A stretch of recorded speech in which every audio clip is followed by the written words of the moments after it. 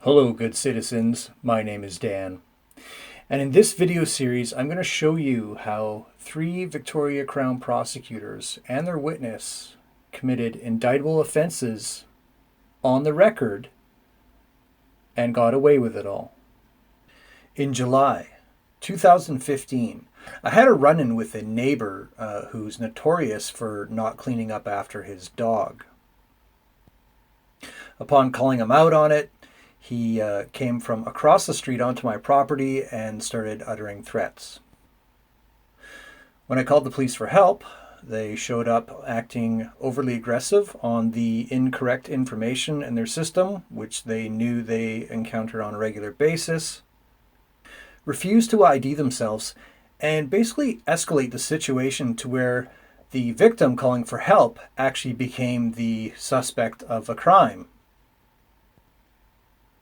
This is where Vic PD Greg Horonowich, badge 422, showed up outside of my door, threatening to break it down, telling me to shut up 3 times, and refusing to ID himself.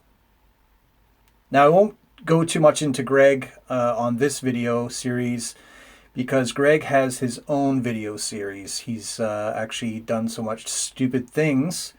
He's got his own series all to himself. Check that out if you want to know more. Later that night, when I came home from work, I found out that a police officer had shown up asking to speak to me about an alleged assault that had occurred earlier that day. So when I told him what happened, he became very argumentative. And he was threatening me with arrest, a criminal charge, having to go to court and hire a lawyer. So when he told me I had to apologize to somebody for assaulting them, I basically told him that if you've got some sort of evidence that I assaulted someone, I'll see you in court. And basically ended it there with him with a few more choice words between the two of us. Now at this point, Ron Kirkwood has my full name, date of birth, address, phone number, etc. Okay, he has all this stuff right now. Now fast forward to November 2015. And if you think of the seasons between July, when this happened, and November, when I eventually called Ron Kirkwood back to see what was going on with these charges and this warrant that he threatened me with, there's a big gap in time, and absolutely nothing happened with this police file. So I called him and spoke with him on the phone on November 10th, 2015. And what he told me was, if he didn't hear back from the complainant, Mr. Pooh, within 3 business days, that he was going to conclude the file without charges. But according to statements that he wrote, within under an hour of that phone call to him, he began the process of manufacturing statements and tracking down the complainant, Mr. Pooh, to try to convince him to come to court for this so that Ron Kirkwood can arrest me and have me imprisoned and charged for telling him over the phone in November that he was wrong. 3 weeks after that phone call, I found out that he came to my work to try to arrest me. Luckily, I wasn't there. He showed up with a province-wide, unendorsed warrant for my arrest at my job. Again, this is because of the phone call in November 2015 where I told him he was wrong. So I went from a victim calling for help to now being arrested, imprisoned, criminally charged, and being placed on bail conditions.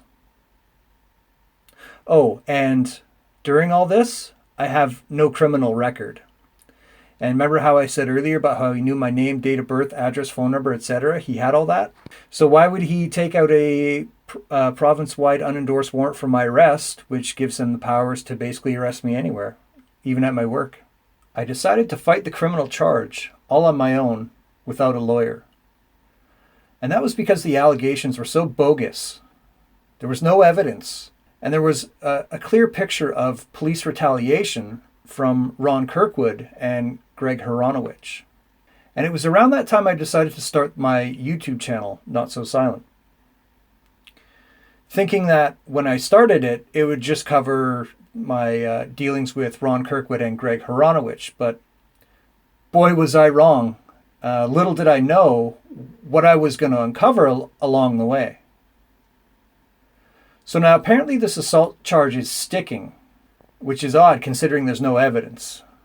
So technically this doesn't meet the charge approval standards of Crown Counsel, especially because there's such a flimsy investigation here with the months that went by where nothing happened, and then all of a sudden, due to a phone call where somebody gets butthurt and told that they were wrong, oh, now it's ramped right back up, and oh, this is the most important thing we've got to deal with right now.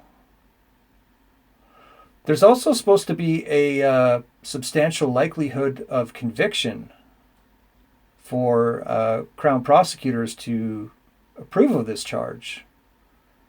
So why would they take this case with no evidence? It doesn't even meet the charge approval standard. There's an obvious flimsy investigation. Wouldn't that not be a substantial likelihood of conviction? So why would they take this? Well, it's because of Kirkwood's lies and deceit. And I'm basically going to stop here with going on about Constable Kirkwood, because Constable Kirkwood is so stupid and such a liar that he has his own series of videos on my channel. So I'm just going to move on and get to the 3 Crown prosecutors here. So as I made my first 2 court appearances on my own shortly after I was charged, I got 2 disclosure packages from Kate Dutton and her assistant, S. Wilson. In the disclosure packages, they disclosed their victim's, his address to me, someone that they were portraying as an angry, violent offender. And it was at this point that I decided to include Crown Counsel prosecutors in my YouTube video series. And in April 2016, they had called me into their office to pick up a disclosure package.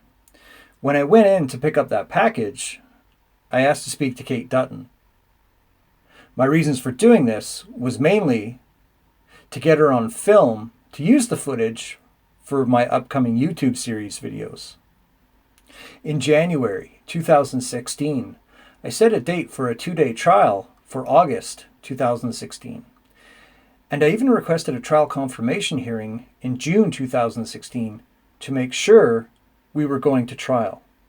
And in August 2016, on the morning of the trial, Kate Dutton hands me a disclosure package as the trial is scheduled to start. Now that is completely unfair for a prosecutor to dump a disclosure package to someone who's defending themselves against a criminal charge on the morning of the trial as it is about to potentially start. Turns out the story's changed from the original and is now more consistent, now that some of the obvious BS has now been changed. Some of the direction issues were corrected, some obvious coaching of their witness and statements. So what this told me was that they're in it to win it, and if they rely on unfairness and witness and statement coaching, then this is the kind of thing that brings our justice system into disrepute. This is an obvious case where a prosecutor is just trying to get a win and literally so desperate that she'll just do anything to try to get this win. So as this trial is about to start, my intention here was to not only win and prove I'm innocent, but I also wanted to make fools of the Crown prosecutor for prosecuting me without any evidence, and for bringing our justice system into disrepute, wasting court time and taxpayer money, committing fraud against the public trust, and playing games with people's lives. That's what I intended to do in this trial. And I did just that. However, I paid for it dearly. And within 24 hours of the first day of trial, I was arrested for allegedly breaching bail conditions. After a Wednesday sleepover at the Victoria Police Department, I am now at the mercy of the Crown Prosecutors. And they decided to teach me a lesson. And this story covers how Crown Prosecutors used the courts as a weapon in retaliation for me knowing my rights and standing on them, as well as exposing their mistakes and getting them on photo and film for future publication. This next part details the first day of trial for the assault allegation that I'm facing. What happened and what was said are all preserved on the court's digital audio recorder, or DARS as they call it. From the DARS, you will see actual court transcripts. What you're about to see and hear on the record in the Victoria Law Courts is perjury, public mischief, fabricating evidence, criminal harassment, and obstruction of justice. Of not only the Crown Prosecutor's witness committing all 5 of these offenses, but the 3 Crown Prosecutors all committing the last 3 offenses. This concludes part 1. Thanks for watching.